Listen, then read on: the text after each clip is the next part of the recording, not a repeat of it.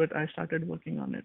So uh, I was the first one to start working on it. But yeah, you can say it was my initiative because I was like, okay, I want to work on this. So All right. And this was done mainly because to improve or like reduce the resolution process, right? yeah, the time, yeah, So that you specifically. had resources now that you could refer to. Hmm. How much did Yeah. this help improve or improve the process or reduce time? Hmm. I don't know how quantitatively if I can tell that, but yeah, so now instead of going on Google and searching about the steps and getting like hundreds of results, we get like one or two results which are very familiar to it, and we can like apply the solution in place. So it has All right. improved, but yeah, I cannot like quantify it. All right. And in terms of creating this log or this um, you know this support mechanism, what tools Hmm. and processes did you use? So basically, this application was developed in Python, and so basically it has many components.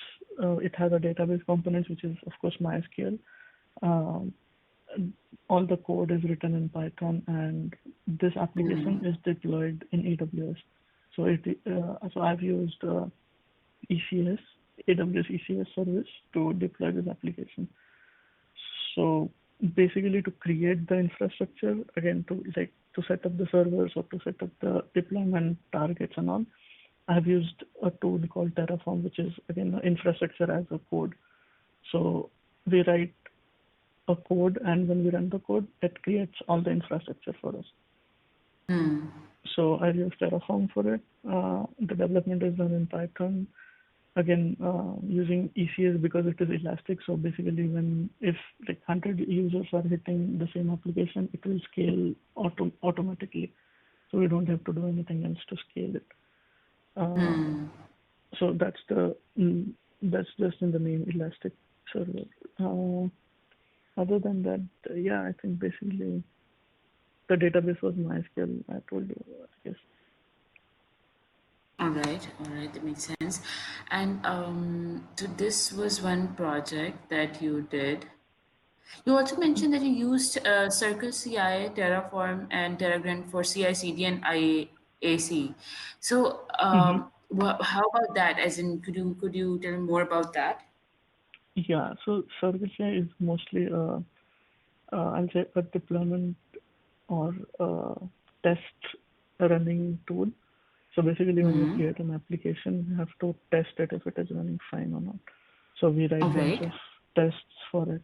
So to so before deploying, it runs through a pipeline before it goes to the server. So that pipeline is nothing but the Circle CI pipeline, which runs all the tests and verifies that everything is fine. And if everything is fine, then only it pushes the application onto the server. Otherwise, it fails, and then we have to fix those issues, whatever they are. So, All right. And this was for this specific resolution logger, right? You used Circle CI for yeah, this to test this resolution logger before it ran out, yeah, before it started running on a you know right. regular basis, Hmm. right? All right. Yes. And what about the Terraform and Terragrant for again CI/CD, continuous improvement and continuous development, I believe. So Terraform and Terragrant are mostly for the IAC, infrastructure as a code. So All basically, right. as I told you, it's like we write the code, and when we run the code, it creates the infrastructure for us. So we don't have to remember all the configuration we set up during like creating the infrastructure. So that if you want to create the same infrastructure again for any other project, you can just take this code and run it again. So it will create the same replica of it. So it's like configuration management tool also. All right, that makes sense. So this was one of the projects that you created to improve data efficiency and to improve Mhm. data management essentially. Mhm. You also mentioned, Dhananjay, that you developed monitoring and alerting systems for AWS RDS to monitor Mhm. RDS metrics using Grafana dashboards. So tell me more about this particular initiative or project, because I see Yeah. that you have mentioned a similar project below. Why was this started in the first place? Why was Mm. the need felt? And what Yeah. tools did you use to develop this? And again, how what performance impact did this have in terms of the before and after picture? Mhm. Sure. So basically, we have databases on-prem, which are like sitting on the servers which our data center has, and then there are these RDS instances, which are relational databases, which are in cloud, basically. So in AWS, when you create a database, you don't get like monitoring on it, anything. So it just creates the database, but if something is wrong with the database, you don't know. You have to be logged in all the time to get details about it, which is like difficult, right? So, so basically, what I did was, so there is I'll not say tool, but there is a service which is AWS service again, CloudWatch. So those CloudWatch gets all the logs from all the other services in AWS. All right. Yeah, so basically, I took those logs and created this monitoring application which monitors the RDS infrastructure. All right. And then I mean, and the why did you, Grafana. in terms of like what were you trying to kind of like help support by creating this monitoring and alerting system for the RDS? Uh, so yeah, so basically, if there are any slow running queries, we wouldn't know if there is no monitoring solution for that. All So right. basically, it tells us about how much time the query is taking to run on the servers, then how much is the replication lag, or how much CPU is used by the queries, or how many database connections are there at the particular time. So All all those right. metrics. Uh, so I created like dashboards for all these inside Grafana. So Grafana is a tool. So Grafana is basically a visualization tool where you can Right. visualize the data. Yeah. So I created a bunch of dashboards for that. And after you were done developing this monitoring and alerting system, again, how did you see an improvement in the metrics that you just mentioned? Yeah.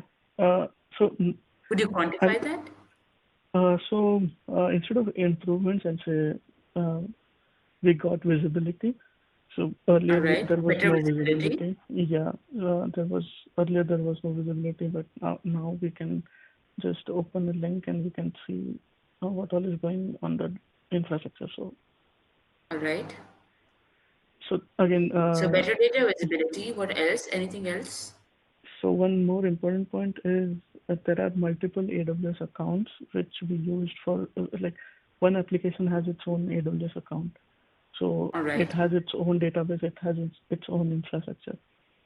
So like this, there are like hundreds of accounts, but like for me, it's like 10 or 15 accounts I manage. So getting to know what is going on each account is very difficult. So this made that easy as well. All Uh, right. yeah, like a centralized tool, Monitoring monitoring system. tool. Yeah.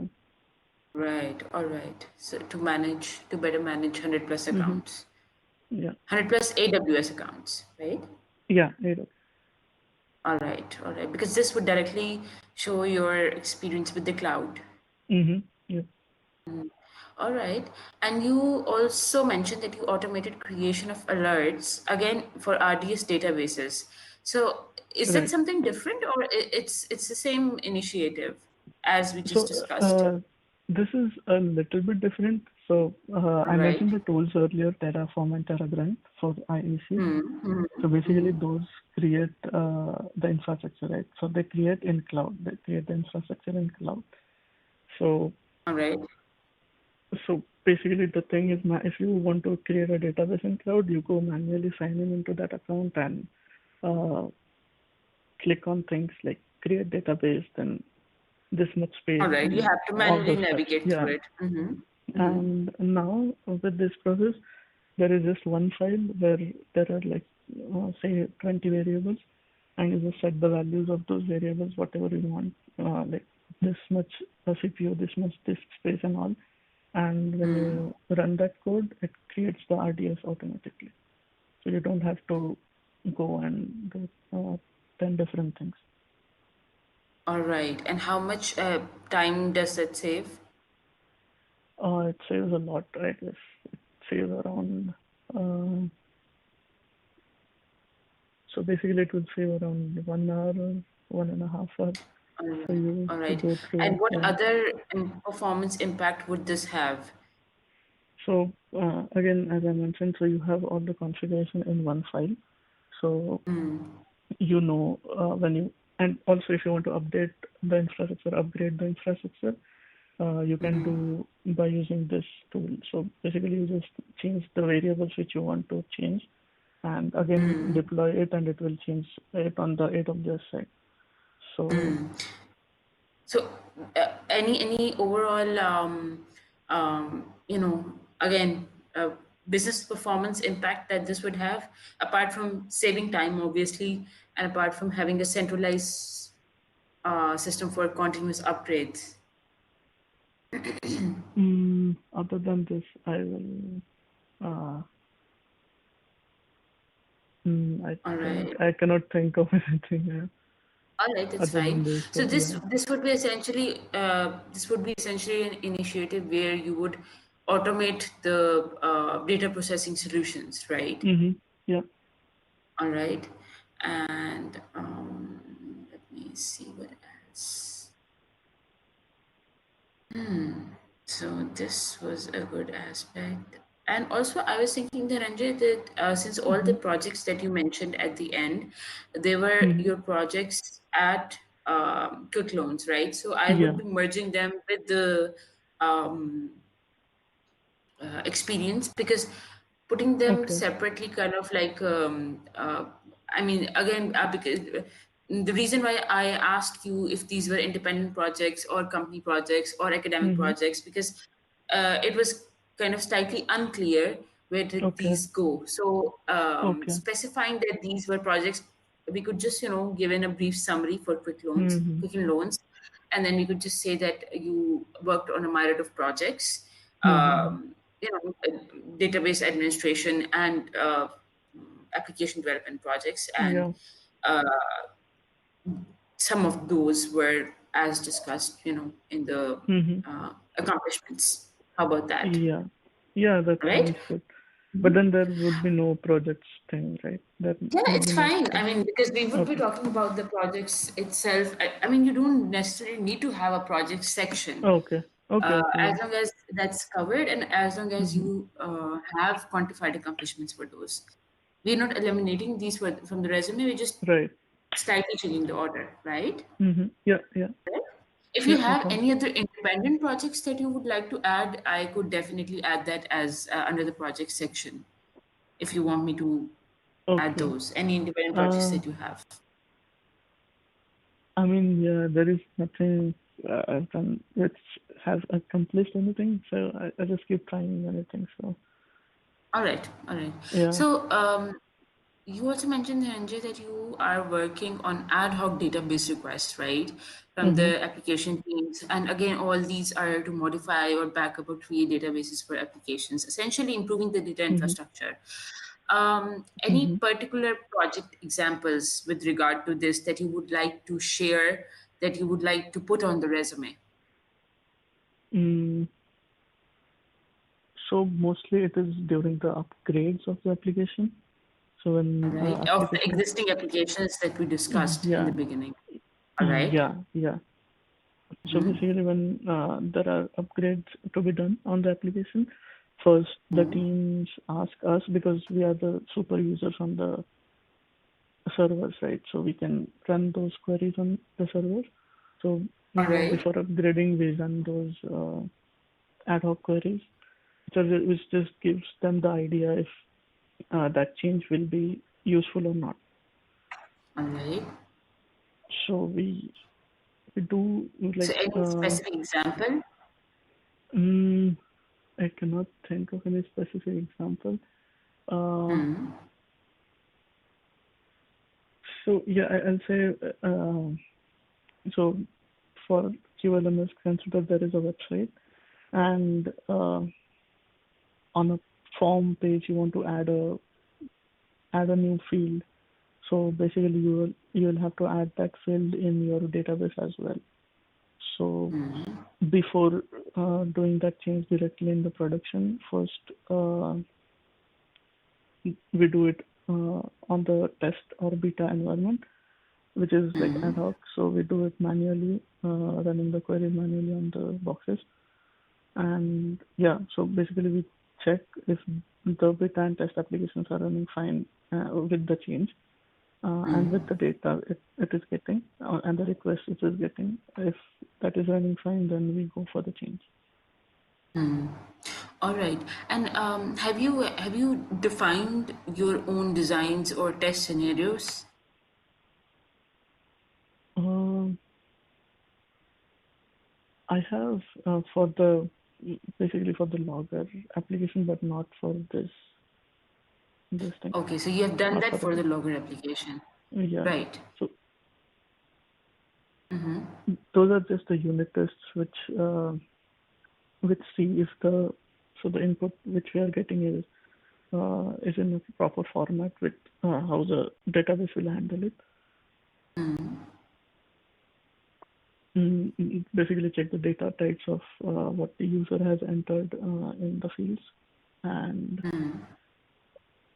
then doing some like formatting stuff in the tests. Like if there is so basically the data type, if the data type is text and you enter text more than the limit of the column which is allocated to that, then it will throw an error. So basically, we check if so the test check that if it is be, below the limit, and if yes, then only it processes it. Otherwise, it will throw an exception. All right. All right. So, all right. Um, Also, do you have experience managing hyperscale database services in cloud? So I'd say RDS is one of them. Okay, so RDS would qualify as Mhm. a hyperscale database service in cloud. Yes. All right. And have you, because Cooking Loans, you mentioned that the users are based, USA based, right? Yeah. So, Yeah. any other experience where you would impact users across, global users across, global data centers? So the RDS, like the global, I have mentioned one Aurora RDS database. Yeah, I think it's the next project. Let me just see. Mm. Yeah, So create IAC modules to deploy AWS RDS and Aurora databases using Terraform, right? That's one of the yeah, projects. Hmm. so basically that has a global answer feature. So you can create that database in any region, like Europe region or US, also US East, US West, or say India. You, so yeah, I have worked on that, and so basically All right. the only thing is we don't have a user base on those regions. Uh, there is no use case for that. All right. But these databases have Mm. a global applicability. Yes, All right. And you do have experience building them. So if given the opportunity or yeah, if given the challenge, you would be able to extend them to a global user base. right, right. All right, all right. So tell me more about this project. So why did you again take up this project? As in, why was this initiated in the first place? Why was the need felt, Hmm. and how did you go about it? And then the results that you were able to get. So first of all, so let's consider our application is in two regions, US East 1 and US East 2. All So right. this, let's say, east and west region. All right. So Dhananjay, let me call you back. I think there's some okay. issue with my recording software. So let me just, Oh, yeah, yeah, sure. begin this thing. Okay? Okay. All right. Yep. Let me just call you back in a minute. Yeah, yeah, sure.